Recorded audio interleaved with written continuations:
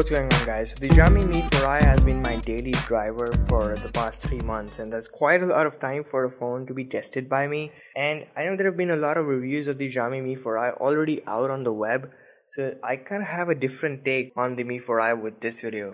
And talking about the actual device, the Mi4i, just like every other Xiaomi product, it's got a price which is way lower than its value, which basically means that it competes with products that are way above its class. And for Xiaomi to sell at this price, there have got to be some shortcuts made into the device. Fortunately, in my testing period, I was not really able to find that as many flaws and shortcuts that I wasn't actually searched for, so that's pretty good. But as far as the design of the Mi4i is concerned, it just cannot be simpler than this one. It is probably one of the best designs that I've seen or that you can see in this price range. In fact, it is pretty good in competing with products that are way above in its class in terms of design, at least for now. It's constructed out of polycarbonate, so there's no metal, and I'm not at all disappointed by that because the polycarbonate used here is absolutely amazing, at least the white variant.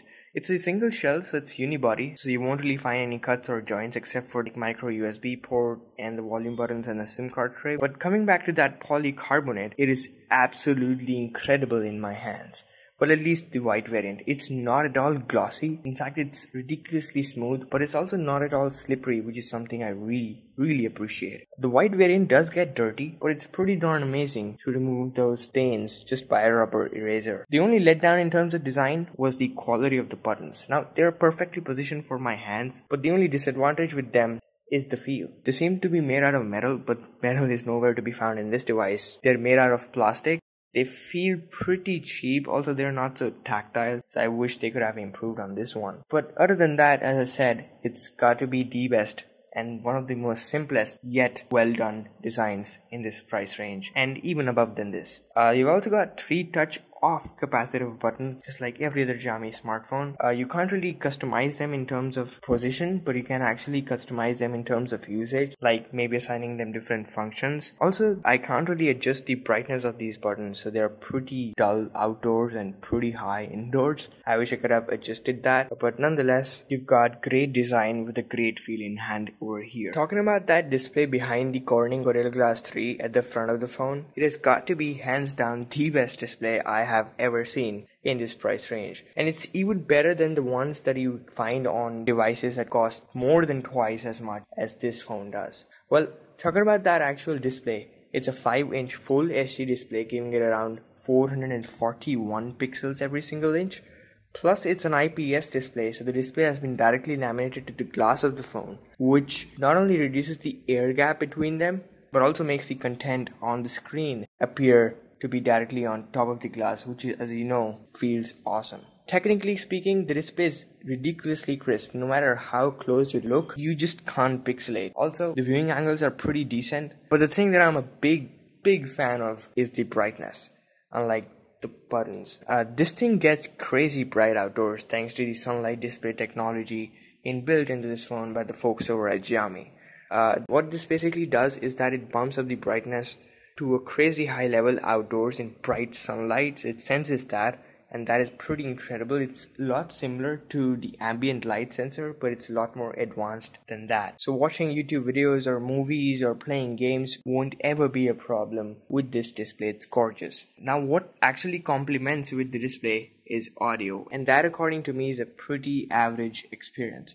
Now, the speaker of the phone has been situated at the back, which is not a position that I appreciate. I wish they could have been situated at the bottom of the device beside the micro USB ports, if not the front, so that they could have at least not got suppressed every time I lie the phone on a flat surface and listen to something. But at the end of the day, talking about that display specifically, as I said, it's gotta be the best display that you find on any phone in this price range, and even better than a lot of phones that cost more than twice as this does.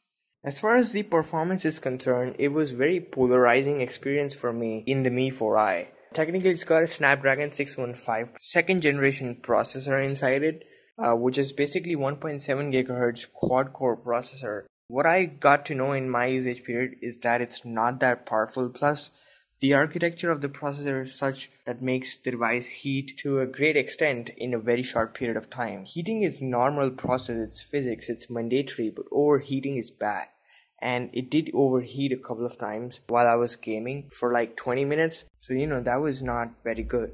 But other than that, the phone has got 2GB of RAM, but I don't know why, but you always get less than a gigabyte available. I think that this can be fixed using a software update, and I hope Xiaomi rolls one out pretty soon. Also, there are two modes in the Xiaomi Mi4i, performance and balanced. Both basically justify themselves by their own name. Performance for heavy and tasks like gaming and multitasking, and balance for normal stuff like web browsing or checking the mail or making phone calls and stuff. Well, I ended up using performance mode most of the times. It does affect my battery life, but I'll talk about that in a bit. But the actual performance of the Mi4i was pretty laggy when I was using the balanced mode. So performance mode did help me out over here, not only in web browsing but also in gaming, which is pretty fab only in performance mode. But overall, at the end of the day, I won't really suggest you to use the balanced mode because it is pretty laggy everywhere in MIUI while checking out the phone's ecosystem or playing some games or web browsing. Performance mode kind of makes the device a lot more snappier. Talking about that ecosystem, the device runs on MIUI, which is Xiaomi's highly reputed and highly appreciated skin. Well, at least on this device, the performance has not been the best of the best. Although talking about the actual MIUI, it's probably the simplest looking of all the custom UIs. In fact, I think it to be simpler than the stock Android. First of all, you won't really find any app drawer, so most of you folks might take some time to adjust with this.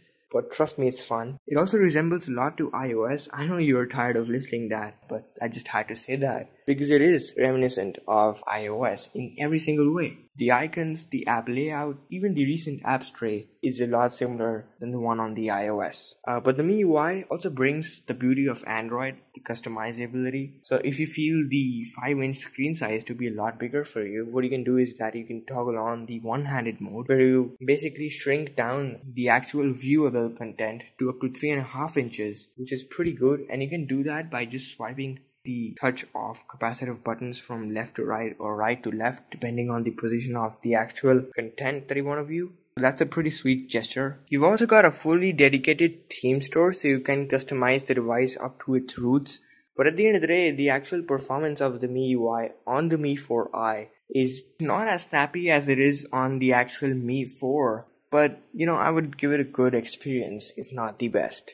So on paper, the Mi4i has got a 13 megapixel camera at the back and a 5 megapixel camera at the front.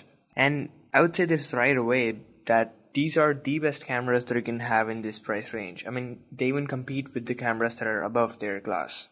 But talking about the actual performance, the images that I clicked from the Mi4i were hard to believe that they came from a phone this cheap.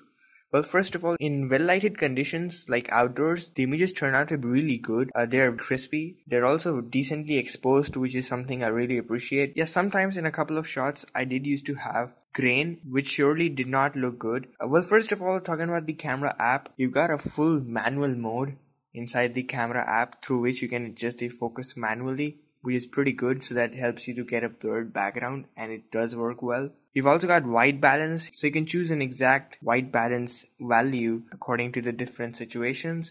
You've also got shutter speed, so you can control that to get long exposure shots if you want to. Well, they look really good.